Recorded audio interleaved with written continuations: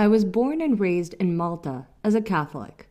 My parents, especially my mother, are devout believers, so I was baptized and I did my Holy Communion and confirmation. By then, I was very fond of Catholicism. There were no questions asked. I just took on whatever was fed to me. But by the age of 13, I began to question things, thinking, is this it? Is Catholicism for me, or is there something bigger and better? By the age of 16, I had stopped going to church. When we would have religion lessons at school, I became the girl full of questions and always got the same answers. Why are there three gods, not one? Why can't we read the Bible? Why do we acknowledge only Jesus, but not the other prophets? Why did Jesus have to die for humanity when humanity commit worse sins? And pretty much always the answer was the same. The answer is a mystery.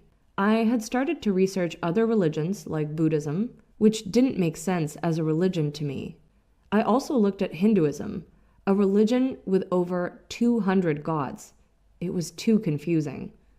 Then I looked into different forms of Christianity, but it was all pretty much covering the same ground I had learned about as a child.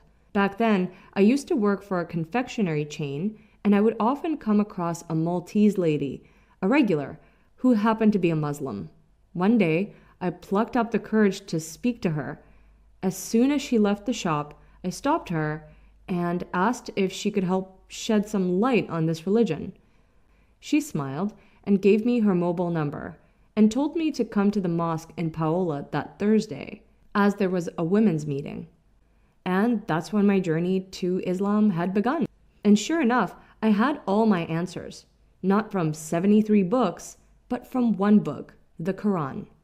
Everything I needed to know I could find in this one book. They follow the life of Prophet Muhammad. It's easy. There's no mystery, no complications. You do as God tells you, and you will be rewarded. If not, you will be punished.